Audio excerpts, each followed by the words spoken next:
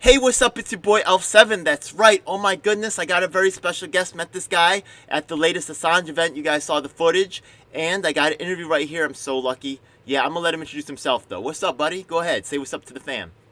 Yeah, hey everyone, I'm Sam Carliner. This is a weird for me because I usually do interviews myself, so I appreciate you having me on the show. No problem, my man. It's definitely a blessing. Yeah. So look, we all gotta kind of like support each other in this, right? We're kind of like independent media people, and unfortunately, right, the mainstream media just doesn't cover certain stories. So that's what we're here for. So look, how do you get like this kind of this angle right here that we're moving down towards, right? This Assange stuff, talking about like independent media. What led you down this pathway of like activist type material stuff versus like following like what mommy and daddy want? Oh, you got a job at CNN. Oh, that's wonderful, right? Yeah. So what led you down this route? Well, I actually want to give a shout out to my parents because I did get a bit lucky in that they were very very anti-war, so that I think influenced me. And I ended up deciding when I was in school, oh, journalism looks cool. It looks like a good way to bring attention to the issues. But I got really disappointed when my school didn't really teach us about independent media. It highlighted cable news a lot. Yeah. And then it was specifically when Assange got arrested in 2019 where I was like, no one's talking about this. Like, and I think I had already realized there were problems with the journalism industry, but I think that was when it really clicked that it's like, oh no, it's a lot more dire than I realized. And admittedly, like I tried doing a bit of activism and getting people to talk about it, but when I didn't really get a lot of traction, I gave up and focused more on like, okay, let me cover the issues and write about the things I'm interested in. But I graduated recently, and with the Assange trial back, it made me realize there are people who are really interested in fighting for press freedom. So that sort of made me shift from doing just covering topics to actually trying to do press freedom activism myself. Cool, man. Let's talk a little bit about the organization that you have going for yourself. I think it's called Newdive Radio. Yeah, yeah. Well, I guess it's the handles are at Newsdive Radio. The podcast is Newsdive, and it actually started back in January as a college radio show. Okay. Because I was upset that a lot of people didn't necessarily want to have conversations about problems in journalism. So I was like, my radio station, college radio station, was really cool. They were like, yeah, like do a show about this. So Wait, it started what was the by show in New York or something, or what was the show like? What state? WMSC 90.3. They're at Montclair State University. Actually, I want to give a big shout out to them. I'm no longer with them because I'm not a student anymore, but they're really cool. They platform a lot of things that media won't platform. Cool. So they're big into free speech. So that's sort of where I started getting my footing and talking about these things. And when I graduated, I was like, I want to keep doing this. I want to keep talking about problems in the journalism industry. So I switched it to podcast format. And from there, I've been trying to cover, underreported news, since we see a lot of big things not getting the attention they deserve. And then also sort of boost, sort of like what you're doing, boost the profile of independent journalists and show that there is an alternative out there to corporate media. When we talk about podcasts and stuff, that's mostly audio. Do you also do video as well?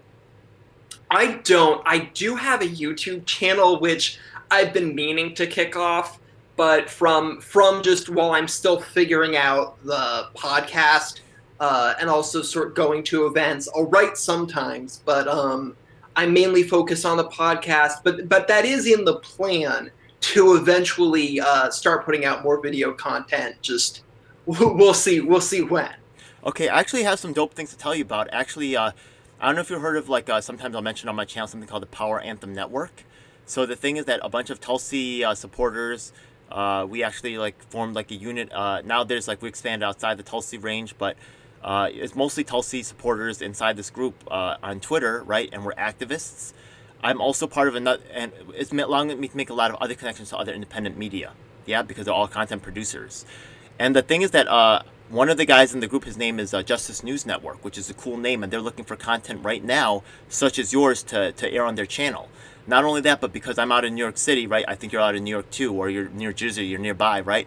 The thing is that I'm looking for six different independent media contributors, hopefully video though, to contribute from different parts of the nation, and then we're going to make an hour-long segment that we're going to air on different cable access news networks across the, cable access, those free shows, those free cable shows. We're going to get on there. We're going to have it national distribution, and then we're going to keep working that angle, and to build our network. So it sounds like you'll be great for that, right? I think that you'll be a worthy addition to some of the projects that I have going, and let's help one another out. Yeah. Yeah, absolutely. I'd love to collaborate more in the future. Okay. Right now I've been a bit hyper-focused on the Assange trial because, it's the Assange trial. But, that's what I'm all about, trying to, make connections with other people who are doing independent stuff. Yeah. With the things going on, since your beginning of starting in the radio business, right? I know you started in college till now, right? How long have you been running independently? 1-2 years? No, I guess I went from student to independent, so I had an internship at a newspaper, but for the most part, it's always been what my school wants me to do, and school newspapers, school radio stations have, I guess, a bit less censorship than like the corporate ones, but it wasn't until I actually started just with my own podcast back in May, where I was like, I can literally cover whatever I want, don't have to report to anyone. Yeah. So I guess I've been half independent for a few years now. When I was in school, where like I'd pitch, here's what I want to cover. Yeah. Okay. But fully independent in May. Cool. So that's about half a year. Congratulations, man. You know what I mean? So the thing is that how has your perspective changed since your whole journey began? I mean, I guess I'm sort of getting a sense of what I like reporting on. Like when I started out, I was like, just like anything that seems like it needs more attention, I want to cover. And that's still definitely the case, where I like covering anything that, needs more people paying attention to it. But I think I said at the beginning, like my family was anti-war, so now I'm really interested in, doing anti-war stuff, which is part of why I also really like Tulsi. Oh, cool. Okay. And then, so I think like talking about attacks on press freedom, and then sort of problems that war causes for people that don't really get talked about, are like the two things where I'm like, this is what I really like focusing on. Well, I have some really good stories for you, man, because my life was destroyed by the war. So, and the thing is that a lot of times, Asian suffering is not really in the calculus, right? Because it didn't happen here. So it doesn't matter if you lost all your uncles and your aunts and if they were raped. It doesn't matter because it happened somewhere else. So, if it was just last generation, oh well, And it's kind of like wild to think about how, how one group of people, right, like they'll realize their pain, but the other group, they completely ignore it. You know what I mean? Yeah, so... Mm-hmm. Oh, well, so that'll be an interesting topic, man. So, look, you've been doing like this, you've been in the field for a while. What do you think is the most effective things that organizers can do, or maybe like independent press can do? Like, what are the most effective, productive things? Yeah. Yeah, I think, well, for organizers who aren't necessarily in the independent press, really focus on media. Like we have all these movements that address holding politicians accountable, holding police accountable, and obviously that type of organizing is important, it's needed, but I think you can only get so far if you're not also putting a lot of effort into challenging the media structures, because we know that these places, they influence how people react to a lot of political movements.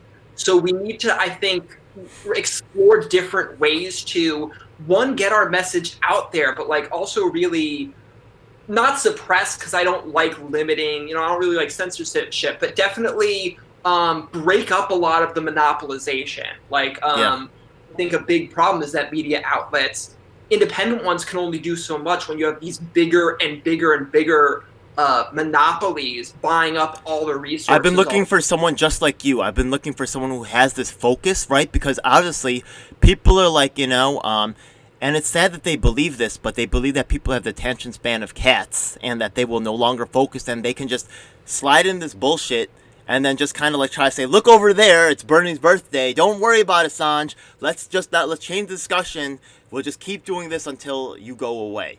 You know what I mean? But yeah.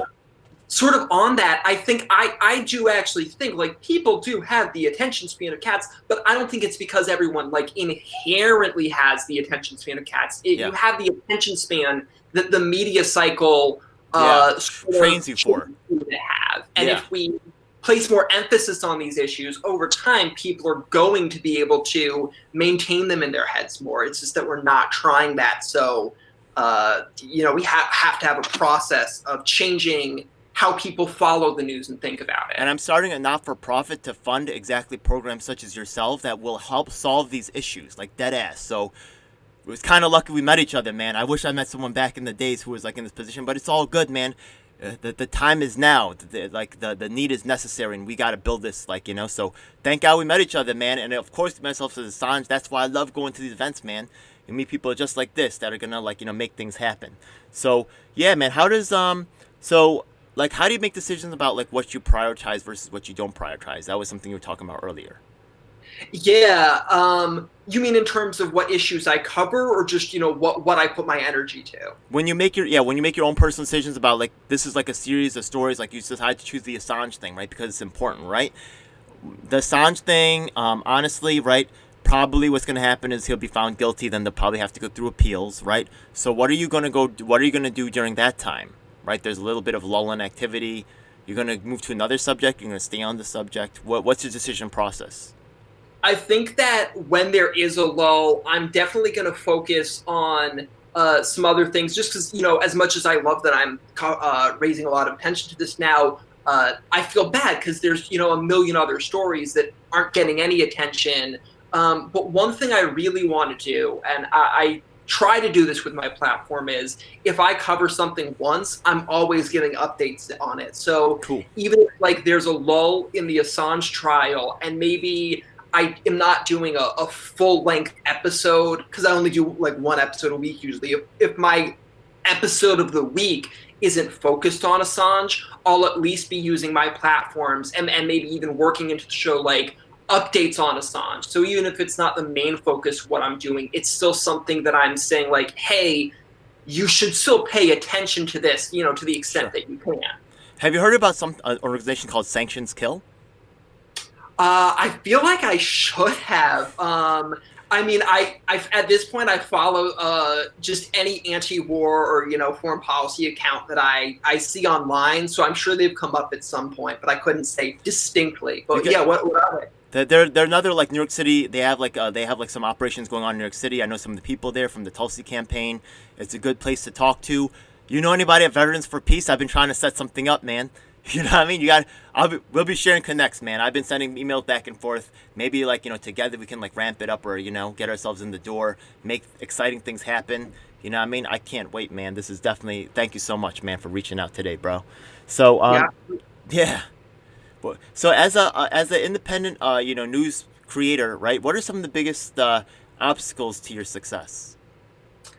I mean, I guess it's building an audience. Because I'm not looking to make money. Like obviously, like I'll hold jobs, but I never want journalism to be the thing I make money off of. I view that as it's a public service. Yeah. Like maybe one day I'll be a big enough name that I can work for an outlet that doesn't make its audience pay. But as long as I'm in control of my platform, I'm not making anyone pay for what I'm doing. But I think part of that is when you don't work for an official outlet and you're like some random new guy on the scene, it's hard for why would people look at your coverage when maybe there's other people doing it? And I'm also a very shy person, actually, so a lot of times I don't like promoting myself. So that's a challenge that I still am working on, and I really appreciate you reaching out, because a lot of times I'm hesitant to talk about my show. because I'd rather focus on the guests I'm bringing on the show than me as the host myself. Right. But I'm bringing people on my show because I want them to have a platform. Absolutely. So I'm trying to find that like effort of like how do I promote myself while still making it about the issues I care about. You know what I mean? Yeah. Well, hopefully by creating like the network, right, that we're talking about, like with the small independent creators, we can try to like say these are some other people that are part of my network. Go check them out. Yeah, and definitely I'm adding you to part of my network, man. There's no question about that. You're definitely cool, brother. I like your focus. Yeah. Thank you so much. So, what's your thoughts on the current search situation? It's a crazy time nowadays. I mean, and it's I sound like a broken record because this is such a big part of sort of my political outlook, is that we need media. Like everything going on right now, obviously there's other conditions that shaped it. Like it's not like police are killing black people or we have two very pro-war candidates or this and that just because we have not good media. But the fact that so much of communications that unfortunately a lot of people do still use as their main way to understand politics exist to either keep these issues from coming to light or try to justify them. And I think that, I mean, really, this is like all I talk about. I get the sense that's not a problem on this show, but I really do think that the current situation has very, very largely been influenced by a lot of the destruction that's come from journalists being able to be independent of whatever ad sponsors are paying for the outlet that they work for. So I think that, I guess that's my take on at least not all, but a chunk of why things have gotten so bad. It's actually it's a complex issue. First of all, we can see like the media like had a big part as in terms of controlling what happened. Like it was straight propaganda where they shut out like Yang and Tulsi from the debates, right? So I would like to try to pass legislation to attend to those issues and force the media to provide equal coverage time to these candidates. So that's something that I'm definitely interested in, like, not necessarily restricting the hand of the media, but making the media be fair, right? Hopefully there's a way that we could address those issues. Also, another thing is, as in terms of activism for the media, the thing is that I'm worried too that like you'll see that like some of my coverage of MPP, I'm very critical of MPP, of the progressive media that covers MPP, because they are small creators. They're trying to get on that money train, right? And then they have a reason to not report on certain things to maintain relationships and access. You also see this in games journalism too, right? People don't want to write bad reviews on stuff because then they're not going to get the free samples anymore. You know what I mean? So I think that the problem is actually also touches small creators as well too. And it's funny because with the Power Anthem Network, we're all YouTube creators. Sometimes we're like on camera, even off camera, we'll talk about it. Like, how did this affect your decision? Like, do you want to run this story? Oh, you know what? Like, look at the metrics. Oh, maybe we shouldn't run this story. What are we doing? Aren't we supposed to like be more idealistic? But we still make those calculations too. So it's a tough road to. Have you ever like struggled with that issue even yourself? I mean, yeah, no, that's definitely a thing. And yeah. My show News Dive, like I said, a big thing is that I specifically want to be covering the things that a lot of people aren't covering. Yeah. And sometimes that works out because I don't have to worry about like, okay, if a bigger name in independent media covered it, people are going to go to their coverage instead of mine. So sometimes it's good where it's like if you're the only person covering the topic, you'll be the reason that a lot of people are learning about it. And that could maybe start a conversation. But then there's also the case of, if I want to raise awareness to an issue, but I know next week there's another guest who I want them, who is maybe not well known. I have to think, okay, well, if I'm only covering things that a lot of people don't necessarily pay attention to, and then I'm getting a guest and trying to boost their platform, should I maybe every now and then try to cover something that'll grab more people so they're there when I have someone who needs more of an audience? I am playing that game too. Yeah, right? Yeah. I have some material on my channel and people are like, "What are you doing, Ed?" That's exactly what I'm doing. I get it. Yeah. That's cool, man. I respect, man. That's cool that we could have that conversation, man. So what's up, man? How can people tune into Newdive Radio? I mean, you're on YouTube, but just a little bit. How could I check out that podcast? Yeah, so the podcast, I publish it through anchor.fm/newsdive, Okay. which is posted in the link in our Twitter bio at Newsdive Radio on Twitter. But then if you don't feel like going to the link every time, if you have Spotify, Apple Podcasts, Google Podcasts, really any place where there are podcasts, you can just search Newsdive. Our logo is of an airplane flying, about to crash into the ocean. And you can just subscribe and you'll see whenever we post a new episode. Cool. And then I also specifically want to shout out our Instagram, because that's actually the area where I do less. I've been very fortunate to have some friends who aren't necessarily in journalism themselves, but support what I'm doing and who are like incredible at designing images. So a lot of times when there's something I don't have time to cover on the show, what I'll do is I'll be like, hey, can you guys do a post about this thing going on? So at Newdive Radio on Instagram, if you want to see some more visual stuff, and we also promote the podcast there. Cool. Mm-hmm. I'm kind of like not that often on Instagram, but I know it's a thing, and it's just like you gotta learn all the platforms, right? So I'm gotta get more busy on that. But that's cool, man. I'm really glad to hear that. You know, I believe in contingencies, especially in this game, right? There's always like corporate machinations trying to like disable your stuff. So you got to learn to like, you know, come at from multiple angles all the time. Yeah. I love it. Yeah. So thank you so much. What are your plans, and what is the plans for Newdive Radio for the future? What's going on with that?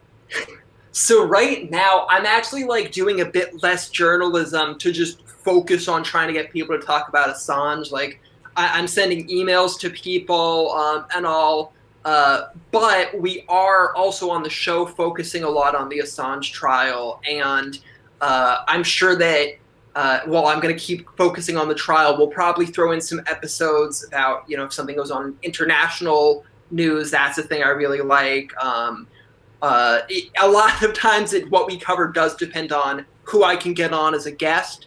Okay. But yeah, I'm gonna keep trying to publish an episode every week. And you can also, while we're not putting out our own journalism, we're always using our platforms to try to, you know, share what's going on with other people in independent news. Cool, man. I like to catch up with you every once in a while and check back in and see how things are going. Like you said, you visit your guests once in a while, see how they're doing, get an update. I definitely want to get an update from you.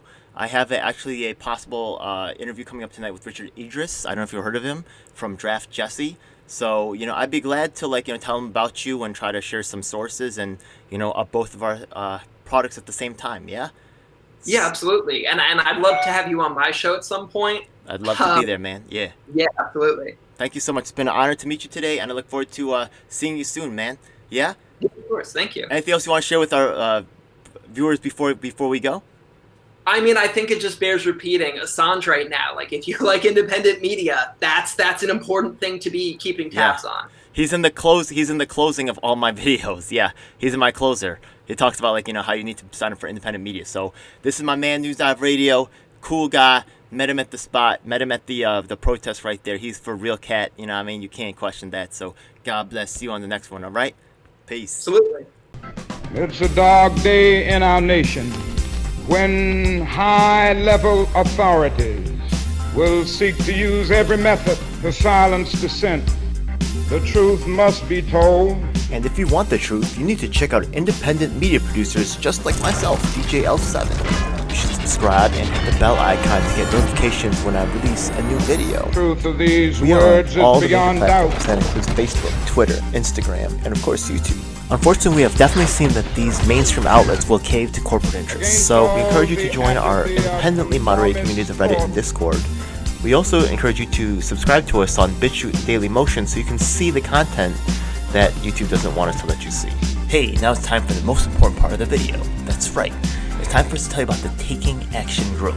Do you need an activist? Or maybe there's no activists around willing to help you with your cause and you need to learn to become an activist. That's exactly why we're here.